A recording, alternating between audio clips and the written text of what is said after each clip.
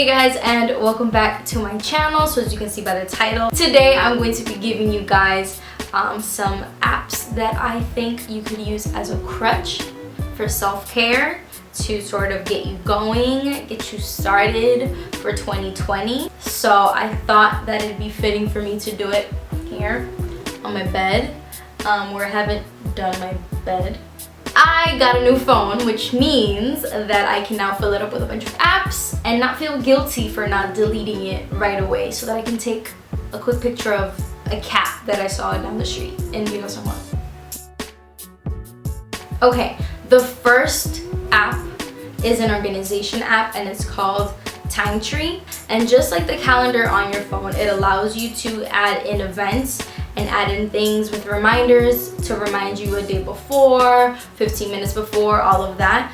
The thing that I really like about this one is I can add someone else onto here, and then if they add an event, it also appears on my phone, and we can sort of be connected and organized together. You can add notes, you can add pictures, all that. Me and Brian use this when we want to get organized with work and stuff, because my head is always somewhere else and I get so distracted so easily and I forget things so easily.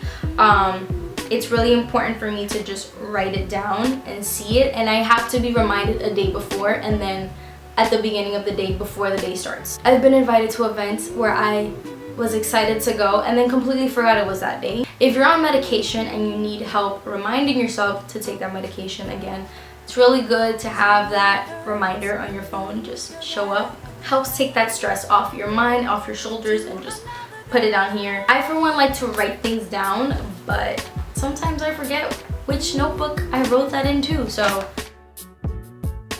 if you are seeing a psychologist, a therapist, a counselor, whoever, you know that a lot of the times you're asked how your week went, how was your mood, what happened, what was new, and if you're anything like me, you sort of completely forget those important details until like after the session is over. There's this app called Daylio, and it basically helps you keep track of what your mood was, what you did that day, and how you were feeling, etc, etc. So they have a couple of standard moods here, like rad, good, meh, bad, and awful, but you can go ahead and edit them and add one. Like I was feeling, you could say like I was feeling sick, and then create a color, a face, whatever, and add that. Once you got the mood, it will go ahead and ask you what you've been up to, and then it has various options here. Again, if none of these apply to you, you can go ahead and just add one, create one.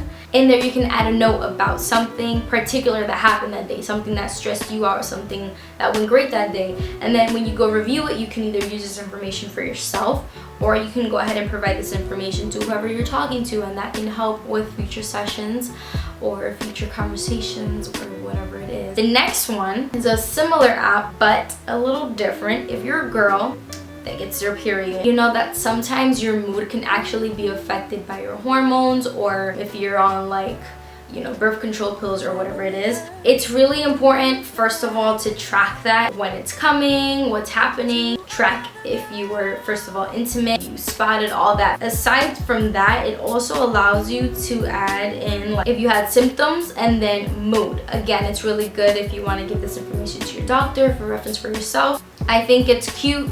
It helps a lot to know that information, so yeah. Okay, the next apps I have here are anti-stress apps. These apps, in my opinion, help me with my anxiety to a certain extent. The first one here is a game called Unblock Me, and there's a really hard level and then there's easy ones. You can do whatever you want, and the whole purpose of this game is to try to just move the blocks and get the leaf one here to exit.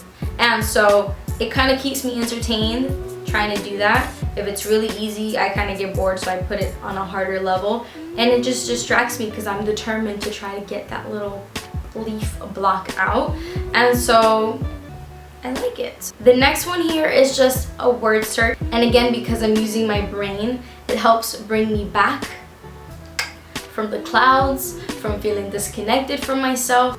For this app, It's called AA, and your goal is to try to put all of these in here without touching another one, and if you do, it buzzes out and you lose. And lastly, it's a learning app. You guys know that I've really been into learning a language, and I think that's just another way to feed your brain and sort of stimulate it, help you get some new vocabulary or feel motivated about something else. Music app.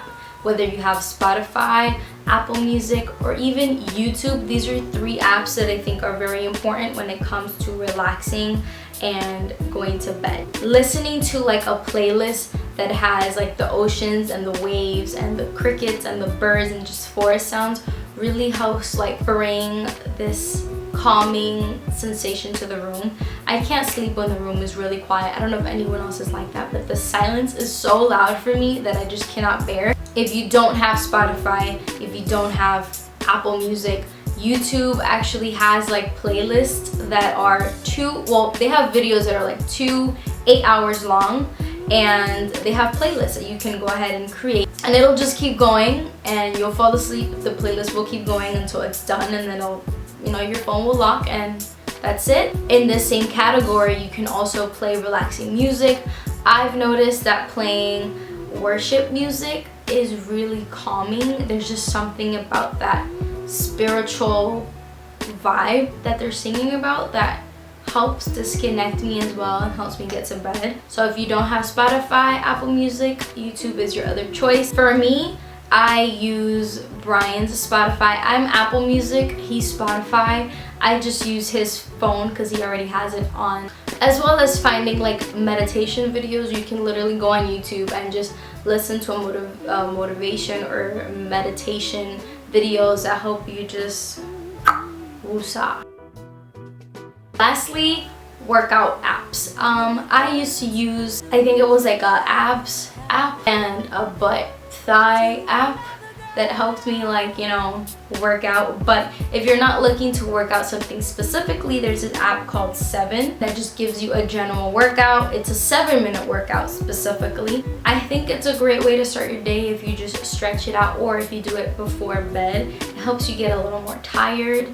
Well, that is all I have for you guys today. I hope these help you out in any way, shape, or form. If there's any other apps that you know and recommend, make sure to leave it down below in the comments so people can check it out. And yeah, I feel like I'm forgetting something, but maybe not. Thank you for watching, and I will see you guys in my next video.